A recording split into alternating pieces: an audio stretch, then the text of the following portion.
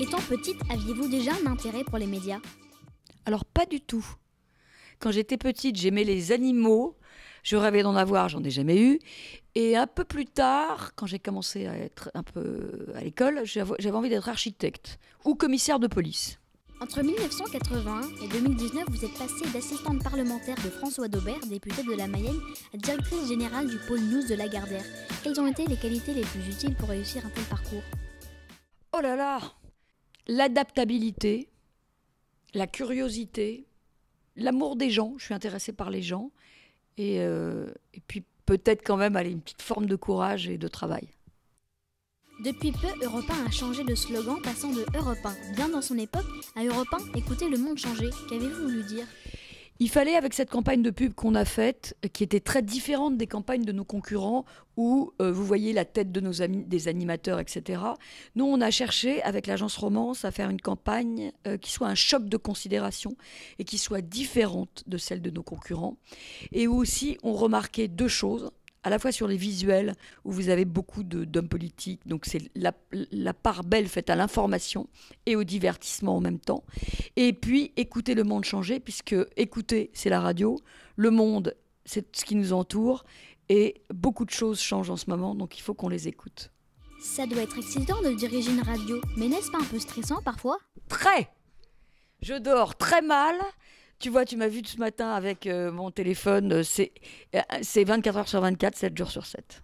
Comment gérez-vous l'équilibre entre votre vie professionnelle stressante et votre vie privée?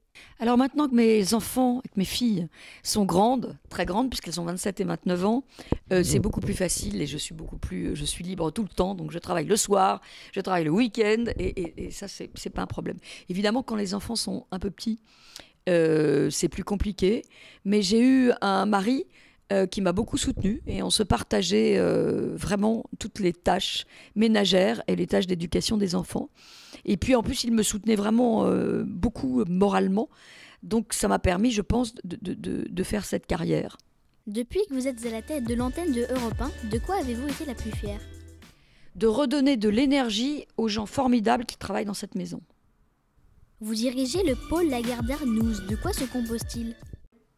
Alors, une partie, c'est la branche média du groupe Lagardère, avec une activité de licence, puisque nous avons en licence la marque L, que l'on exploite sous forme de médias, c'est-à-dire des magazines, et puis sous forme de services, avec une société qui développe des cafés, des chaînes de café, des vêtements à l'étranger, enfin une déclinaison non-média de cette marque L.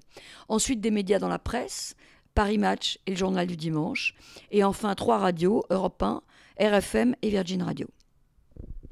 Comment s'est construite votre carrière? Je n'étais pas du tout faite. Je ne me suis pas dit, à ton âge, comme toi, que j'allais travailler dans les médias. Et non. Puisqu'au début, je te dis, je voulais être commissaire de police, mais je ne savais pas monter à la corde. Et j'étais très, très myope. Et ça, c'était pas à l'époque. C'était il y a très longtemps. C'était il y a 35 ans. C'était pas idéal. En revanche, je t'ai dit aussi tout à l'heure, j'ai toujours eu un certain goût de l'effort, donc un certain goût du travail. Et puis ensuite, ça a été une succession d'opportunités, de rencontres de gens que j'ai faites, de chance aussi. Parce que tu as un moment, je suis rentrée, mon premier job après assistante parlementaire, j'étais chef de pub à l'Expansion. Et la personne que je devais remplacer est partie assez vite, donc j'ai pu le remplacer. Donc c'est une succession de rencontres, mais aussi c'est important de noter la chance dans la carrière de quelqu'un. À quelle fréquence voyagez-vous et pourquoi? Comme je te l'ai dit tout à l'heure, dans le pôle news, il y a une activité L internationale. Donc nous sommes présents avec 46 éditions du L dans 46 pays. Donc c'est vrai que je vais une fois par an en Asie, 2 fois par an aux États-Unis, beaucoup en Europe.